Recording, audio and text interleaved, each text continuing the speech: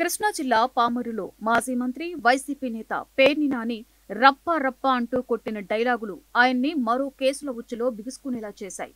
ఓ కళ్యాణ మండపంలో జూలై 8న జరిగిన కార్యక్రమంలో ఆయన మాట్లాడుతూ రప్పా రప్పా అని చెప్పడం కాదు, కన్ను కొడితే రాత్రికి రాత్రే చేసేయాలి అంటూ చేసిన వ్యాఖ్యలు తీవ్ర దుమారం రేపిన సంగతి తెలిసిందే.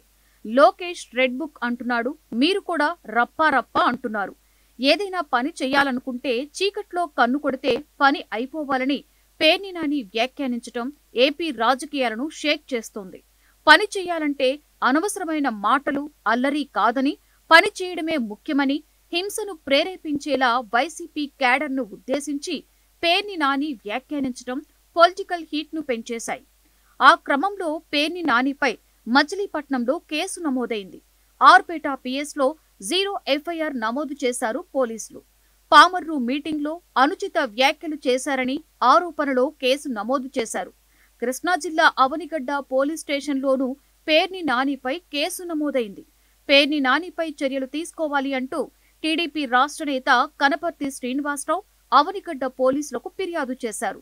గుడివాడలో వైసీపీ నాయకుల విస్తృత స్థాయి సమావేశంలో పాల్గొనడానికి ముఖ్య అతిథిగా హాజరైన పేర్ని నానికి తీవ్ర ప్రతిఘటన ఎదురైంది. వరుసగా 2 రోజుల పాటు పేర్ని నాని చేసిన వివాదాస్పద కామెంట్స్ పై టీడీపీ నేతలు తీవ్ర ఆగ్రహాన్ని వ్యక్తం చేశారు. పేర్ని నాని వ్యాఖ్యలకు నిరసనగా వైసీపీ ఫ్లెక్సీలను చించివేశారు.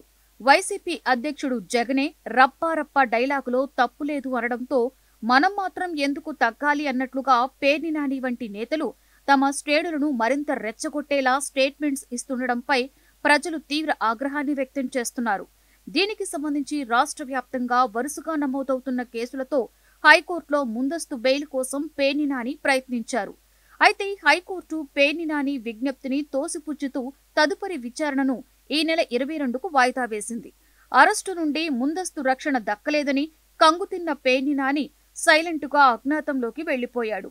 అక్కడ కూడా చుక్కెదురు కావడంతో పేర్ని నాని ఈ నెల 22న హైకోర్టు విచారణ తరువాత బయటికి వచ్చే అవకాశముందని విశ్వసనీయ వర్గాల సమాచారం.